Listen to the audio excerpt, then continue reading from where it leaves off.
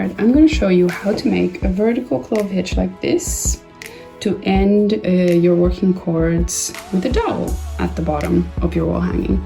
Now these two, we're going to cut these at the end, so you can just ignore those. We're going to make another vertical clove hitch right here.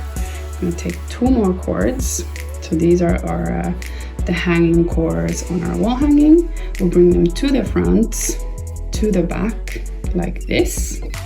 And with this long cord here, I'm gonna make a vertical clove hitch around these.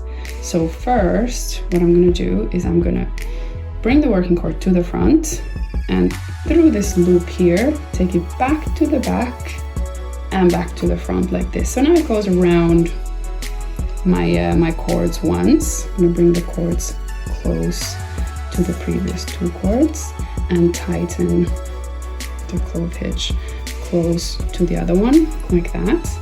And now I have one more half hitch to make. So I'll take all four, wrap this cord, the working cord, around the filler cords, and now it's going to come through the loop I just created like that. Oh, and then we just tighten it and let go of those. If it looks like the bottom hitch is too loose, I'm just gonna take some more, tighten it, this, and there you go, another one. And you can continue like this for all your cords.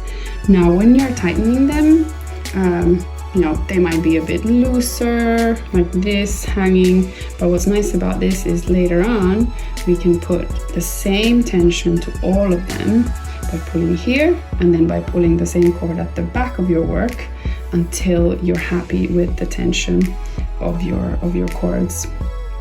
And then with a toothpick, just put a little bit of glue in there, in the hole, let it dry, and you can cut all your hanging bits at the back.